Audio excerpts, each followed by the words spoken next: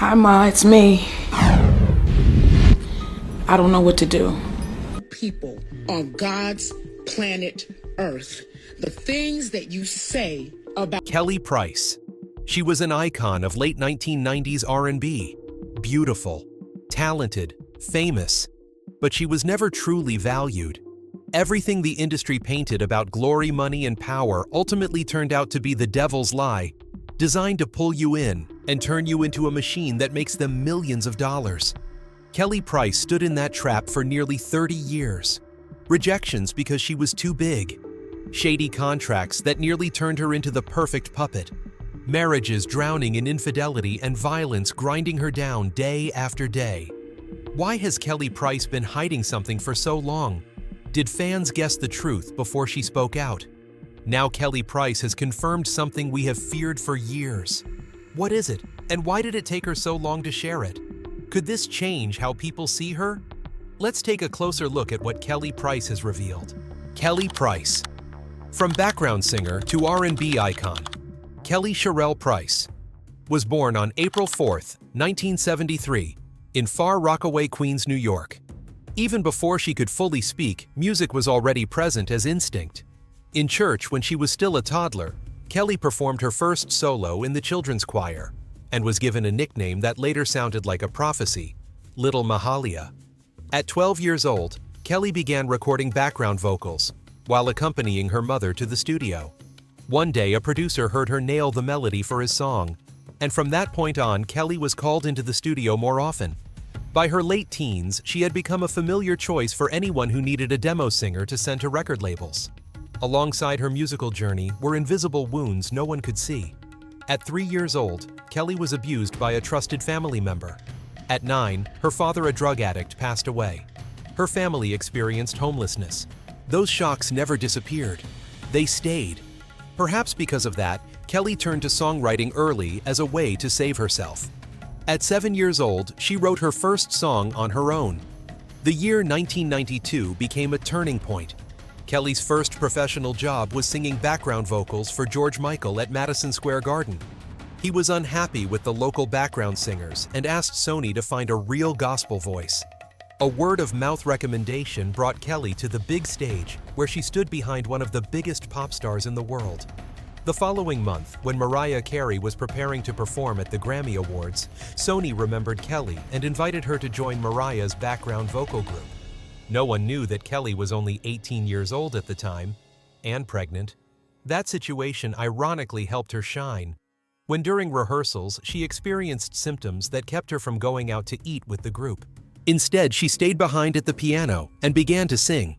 At that moment, Mariah Carey walked into the room and heard Kelly's extraordinary voice. By the end of that day, Kelly had a direct conversation with Tommy Mottola, Mariah Carey, and the other background singers about going on tour. She agreed, but hardly believed it. A few weeks later, she appeared in Mariah's MTV Unplugged performance, beginning a working relationship that lasted nearly 6 years. After that, Kelly naturally wanted to pursue her own solo career.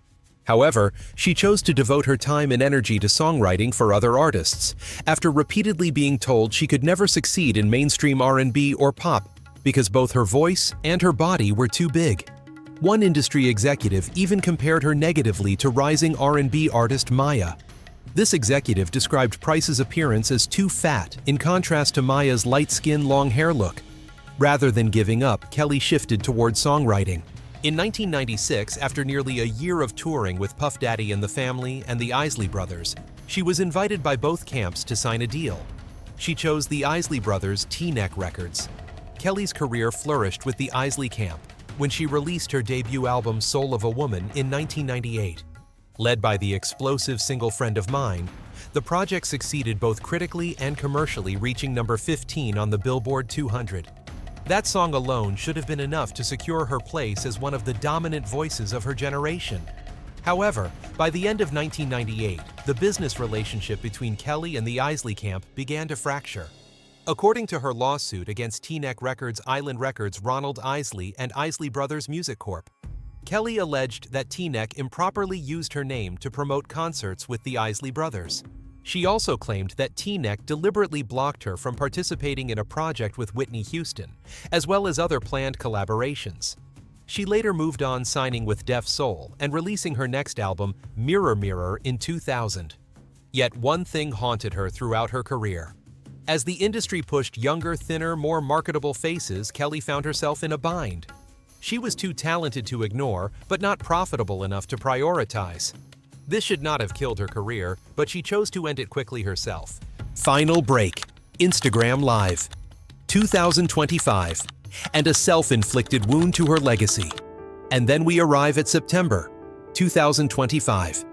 Through an Instagram live stream, Kelly Price did what she had avoided for years. Kelly said she was exhausted by the constant body-shaming comments flooding the posts related to her recent show. She said that despite criticism of her appearance, clothing, or body reality had not changed, she was still selling out shows, still standing on stage, still making money. And she did not need to adjust herself to please anyone. But beneath those confident-sounding words was raw frustration. Because body shaming was not something only anonymous fans knew about. It was something half the music industry saw, knew, heard, and allowed to continue. We are not arguing whether this was right or wrong. We are asking whether this world has been gentle enough with a woman. If those criticisms had not been repeated over and over, if appearance had not always been weighed before talent, perhaps Kelly would not have been pushed to this state.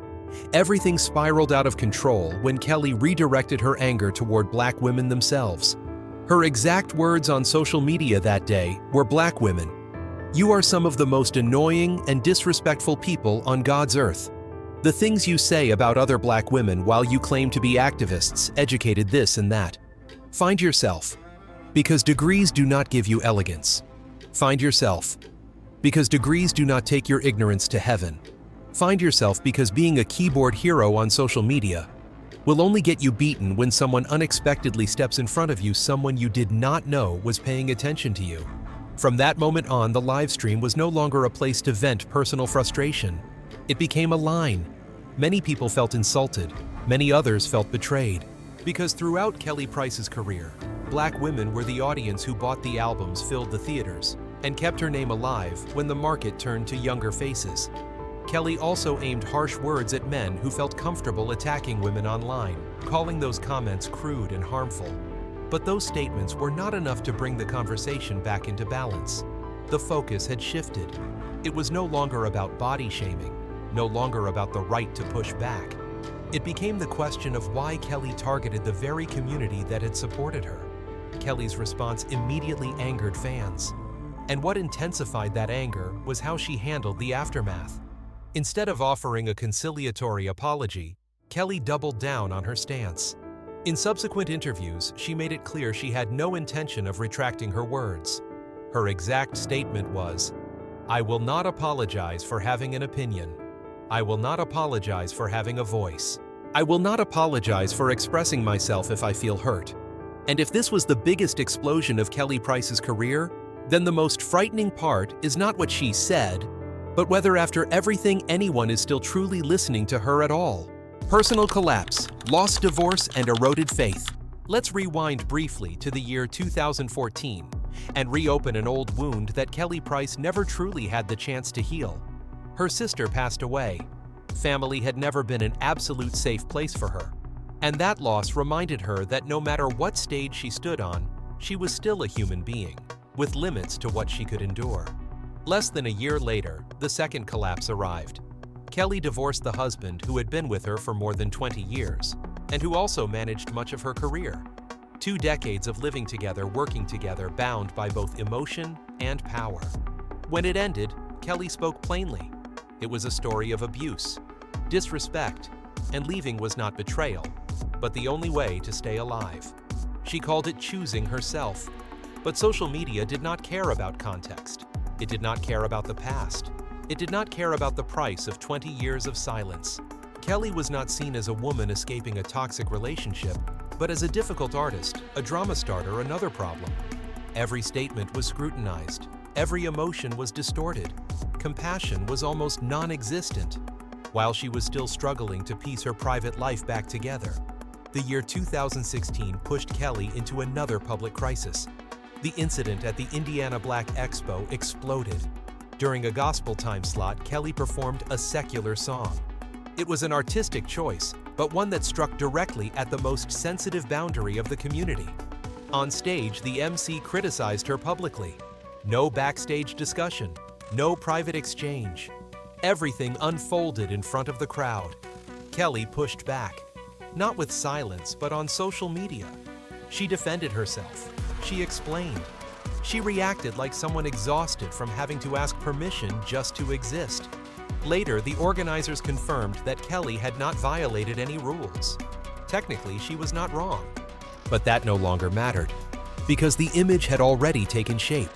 Kelly Price once again became the troublemaker, not because of what she did, but because of how the public was used to seeing her. A black woman outspoken, not bowing at the right moment, not choosing silence when hurt. From that point on, every story that followed was filtered through the same lens. The danger was not in the scandal. It was in the slow erosion of faith. Faith in family. Faith in the system. Faith that telling the truth would make things better. For Kelly Price, these falls were not just personal crises. They laid the groundwork for everything that came later. And when someone grows accustomed to living in defense mode, every move that follows is easily misunderstood as an attack. The disappearance of 2021. Things had been relatively quiet for Kelly Price for several years. No major scandals, no loud controversies, no shocking headlines. And then, just as the public nearly forgot she still existed in the industry, the name Kelly Price suddenly reappeared in a way no one expected. In 2021, she was reported missing. The incident happened right after Kelly was discharged from the hospital following a life-and-death battle with COVID. According to information her family provided to TMZ during her hospital stay, Kelly remained in contact. Her children visited her. Everything, at least on the surface, appeared to be under control. But about 3 weeks after she was admitted, Kelly's children were notified that their mother had been discharged. From that moment on, communication stopped. The family began to panic. They told the media they could not reach Kelly. They also reported to authorities that Kelly's boyfriend was preventing friends and relatives from visiting her. In the context of an artist who had just survived severe COVID, this information immediately triggered a familiar chain reaction. Police were notified. Media stepped in. And social media began doing the rest. In a short time, the story moved beyond a simple loss of contact. Headlines appeared repeatedly with the phrase "missing person." For the public, especially those not closely following the situation, missing in that context almost automatically meant a tragic outcome. On social media, theories grew faster than any official confirmation. Hidden away, controlled, isolated, erased from her own story. The real spark was not the family's announcement, but the prolonged information vacuum. In silence, the crowd's imagination was given free rein. Many people came to believe that Kelly Price was no longer alive. There was no death certificate, no official statement. Yet that belief still spread as if truth had become a secondary detail. A few days later, Kelly Price contacted TMZ directly. And with a single statement, she flipped the entire narrative. She confirmed that she had never been missing. Kelly said she had voluntarily isolated herself to recover from COVID and to avoid contact with family members, who, according to her, did not regularly stay in touch. She denied being held or controlled. But at the same time, she revealed something that made everyone pause. Kelly said her battle with COVID was far more severe than the public knew. She revealed that there was a moment when her heart stopped. She flatlined. Doctors had to resuscitate her to bring her back. In that instant, the missing story shifted to another level. It was no longer a question of where she was. It became a question of how close she had come to the edge. Kelly also hinted at drama within her family, but refused to go into details. She did not elaborate. She did not assign blame. She simply left behind another gap. And once again, that gap became fertile ground for speculation. It was not until 4 months later in an interview with Vlad TV that Kelly clearly stated what she had previously only implied. She alleged that while she was recovering from COVID, her sister had attempted to place her under a conservatorship. According to Kelly, the purpose of that move was to control her finances. At that point, the story was no longer confined to health or media. It shifted to another level, a more dangerous one. No longer about music, no longer about fame, but about control, about money, about the question of who has the right to decide when an artist is no longer strong enough to speak for herself. What made everything more tangled was the absence of clear legal confirmation. There was no official announcement of a criminal investigation, no court ruling publicly released. Only two parallel stories coexisted. On one side was the family's fear when they could not make contact. On the other was Kelly's account of her autonomy being threatened at her weakest moment. The public was caught between the two versions. And as so many times before in Kelly Price's career, the truth did not appear as a neat answer. It existed as a lingering fracture, where trust began to waver. The 2021 disappearance did not only expose how rumors can move faster than facts, it raised a far more uncomfortable question. When an artist lies in a hospital bed, on the boundary between life and death, who truly controls their story? The difficult diva reputation. Who created the image?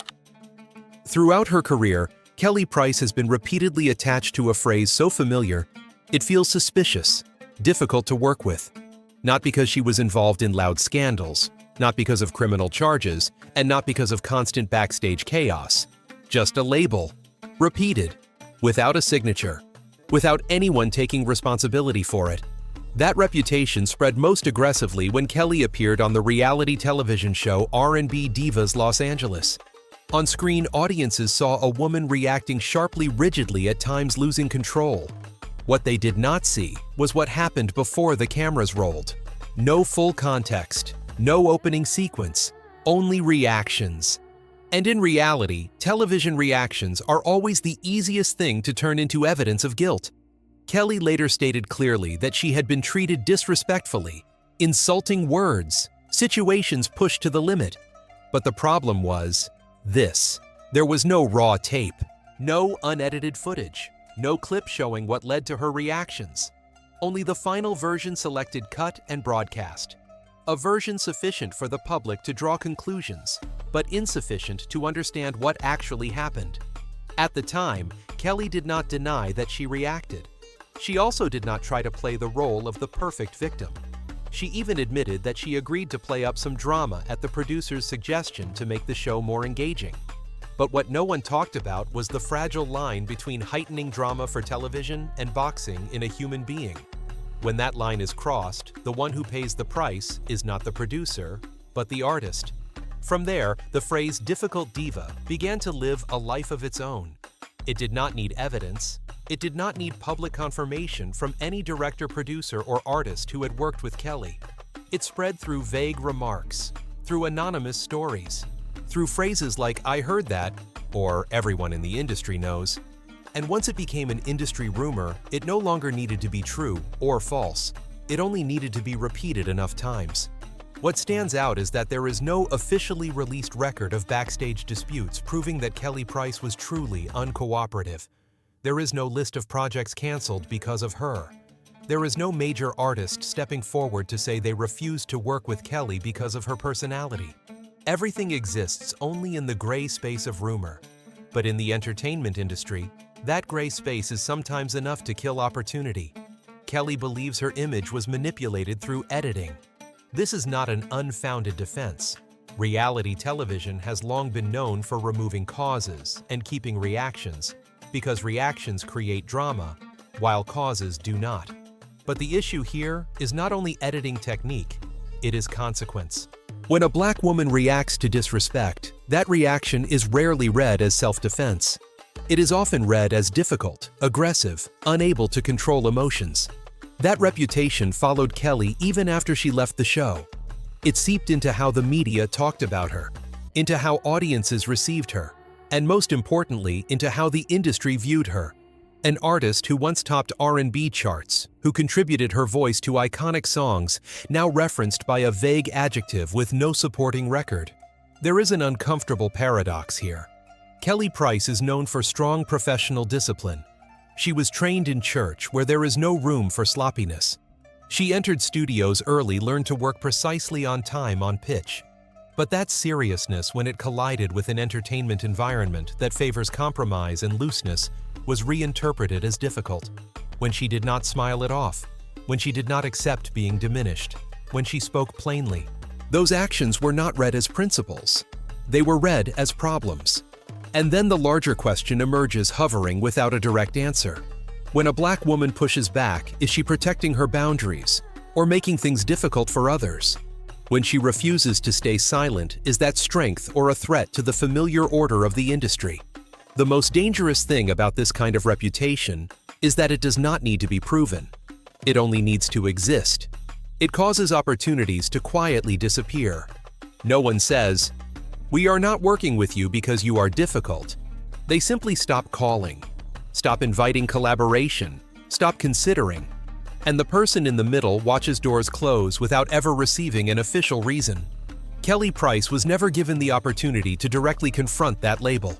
No press conference, no hearing, no place where she could fully present her story. Only a series of fragmented images, a few edited moments, and a conclusion the public filled in themselves. And that may be what makes this story most haunting. Not because Kelly Price is the only victim of reality television or industry rumor, but because her case shows how an image can be created, sustained, and used to shape an artist's fate, even when no one is willing to step forward to officially confirm it. In the end, the difficult diva reputation of Kelly Price still exists as an unanswered question. It has never been proven true. It has never been proven false. It simply remains like an unsigned verdict. And the question still holds its weight when a Black woman stands up and pushes back. Is the industry seeing a problem that needs fixing? Or simply a voice they do not want to hear? Kelly Price, victim or architect of her own tragedy. Kelly Price was once a rare voice, and that is almost beyond dispute. Not rare because the market lacked options, but rare because she could not be copied. A voice shaped in the church, carrying real-life experience heavy enough to make listeners believe every note carried weight. For many years, Kelly Price stood behind major stars, the voice that helped them hold their ground on stage, the foundation that made the spotlight in front feel more believable. But in the entertainment industry, talent has never been a shield strong enough to protect a person. Kelly entered music believing that if you were good enough, worked hard enough, and stayed true enough, the system would find a way to keep you. That belief sounds reasonable, but it does not fit how this industry actually works. Here, everything is decided by profit cycles, marketability, and who is easiest to sell at a given moment. When priorities began shifting toward younger, thinner, more malleable faces, Kelly Price was pushed into the most dangerous position. She was not completely discarded because her talent was too obvious to ignore. But she was not protected either because she was no longer part of the fast profit group. Kelly was suspended between recognition and indifference. That is the dead zone of a career where no one declares you finished, but no one steps forward to shield you from the next collision. That condition does not kill an artist's career overnight, but it creates long-term pressure, quiet and corrosive, wearing everything down from the inside. Kelly Price did not only face the market, she also faced the gradual loss of control over her own narrative. The media stopped focusing on her voice and musical contributions and turned instead to her attitude, her reactions, and her conflicts. Each time Kelly spoke emotionally, that reaction was used to reinforce the image of being difficult to work with. Each time she chose silence, the gap was immediately filled with speculation and rumor. Over time, Kelly lost control of her own story, not because she no longer had a voice, but because that voice was always distorted before it reached the public. There were periods when Kelly Price was clearly a victim of an industry with little patience for outspoken middle-aged Black women, a victim of an entertainment system that prefers exploiting reactions over understanding causes, a victim of media that tells stories through labels rather than context and depth. But there were also moments when Kelly pushed herself further away from what might have been salvageable. She spoke when emotions were running high. She chose confrontation instead of stepping back to control the situation. She allowed vague statements to linger without clarification, giving speculation room to spread. Kelly believed that truth, if strong enough, would stand on its own. But truth in this industry does not protect anyone by itself. It needs guidance, it needs timing, and it needs control. At that point, Kelly Price did not always command the game. The tragedy of Kelly Price does not lie in the fact that she was treated unfairly. Many artists have endured that and survived. The tragedy lies in the fact that she never truly built a protective barrier around herself, not out of weakness, but out of deep belief that she did not need one. As pressure slowly increased, the people who once stood beside her began to drift away, quietly, without announcements, just prolonged silence. Relationships cooled. Bridges went unused. Calls stopped being returned. This kind of loss never makes headlines, but it is enough to suffocate a career. At this point, the question is no longer how great Kelly Price once was. The question is what happened when the spotlight stopped shining directly on her. Was Kelly Price a victim of the industry? Yes. She was trapped in a system that only loves you when you fit its business plan. She was forced into molds her voice, and her humanity were never meant to fit. She was treated like a problem to be managed rather than an asset to be protected. But was Kelly Price also partly responsible for shaping her own tragedy? The answer is also yes. She did not always choose the smartest way to survive in a harsh environment. She did not always control the boundary between truth and emotion. And at times, she allowed anger to speak where strategy should have led. Perhaps the greatest tragedy of Kelly Price is not the loss of fame, but the loss of being seen in full. She is no longer viewed simply as a gifted artist, but as a controversial story, a name that triggers debate, an image broken into fragments, each piece serving a different narrative. When a person is told through fragments for too long, they risk forgetting who they are within the complete picture. So does Kelly Price deserve to be turned away from? Or was she simply never understood correctly from the beginning? That is not a question with a single answer, but it is the question this story forces you to confront. Leave your thoughts below. All data, analysis, and commentary in this video are presented based on information available at the time of production. The content is subject to change over time and should not be considered a definitive forecast. There is still so much more to explore. Stories of resilience, legacy, and truth. Feel free to dive into some of our top recommended videos now appearing on your screen.